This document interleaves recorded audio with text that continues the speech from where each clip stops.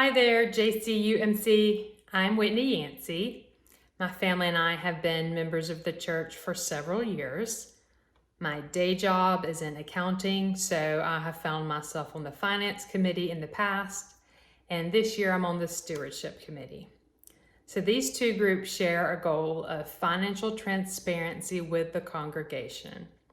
Our source of information is regular meetings with church administration to discuss the church's finances, which are professionally reviewed or audited every year.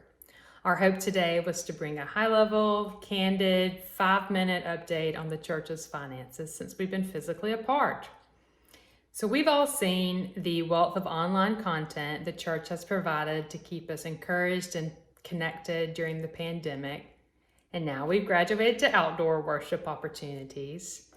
And while even those have associated expenses, you may have had the thought, if the church building is closed, we're probably saving money. Well, that's the update. I'll rely on the rough analogy of your home budget for 2020. So you may have been directly adversely affected by the pandemic financially, or you may be doing just fine. But chances are there are categories in your personal budget for the year that don't look like what you expected. You may have had a big vacation plan that's had to be postponed.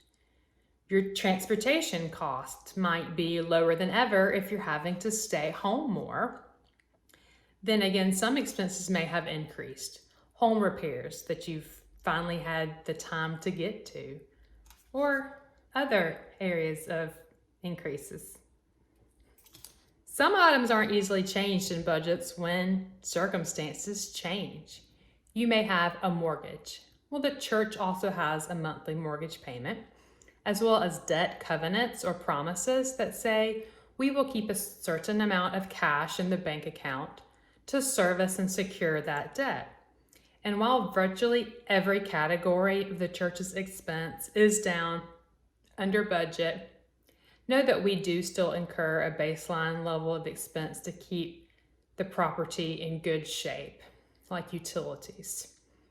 Something you hope doesn't change when the environment changes is your ability to still earn a paycheck, pension, benefits, even if the how and where you're doing that looks different than it did 6 months ago. Well, I have not asked, but I assume anyone working for or serving our church may feel the same way. So on the topic of receipts or money coming in, know that pledged giving forms the backbone of our budget plan each year. And year to date through July, pledged giving actuals compared with budget was holding fairly steady.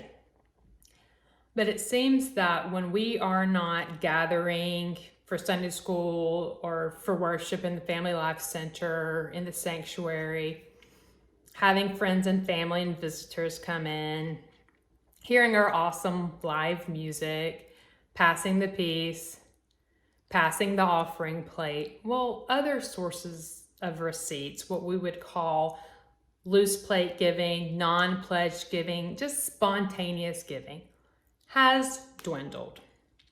Because that was part of our past receipts, it was part of this year's budget plan. That's where we are with that. Another unexpected budget shortfall that must be mentioned is our preschool. So due to the trickle effects of COVID-19, the preschool had to delay opening. No open preschool, no tuition money coming in for those months, other than a small number of families doing online kindergarten. So we are currently expecting cash flow to be less than what we had budgeted, about $220,000.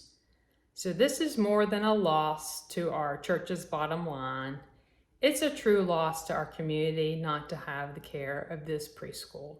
So your emotional and financial support as we all weather that closure and plan for reopening is more appreciated than ever. All right, tell me something good, right? Our church secured a loan under the Coronavirus Aid, Relief, and Economic Security Act, CARES Act. Several $100,000, in fact. So right now that loan is on the books as a liability, something one would generally have to pay back. But the hope and the expectation is that with more paperwork, we won't have to, and it would be forgiven. So if that sounds too good to be true, maybe at first, but if you think about it, we're already familiar with forgiveness. So what's the summary from these ups and downs? What am I saying? We are currently projecting that revenue lost will be more than expenses saved by several $100,000. That's an unfavorable variance. If not for the CARES Act relief, we'd kind of already be in a cash flow pickle. But the good news about projections is that they can change with our response. So stay tuned for an update as we continue our shared mission for the year and plan for a fruitful 2021. All right, to wrap this up, we did want to pause and say thank you.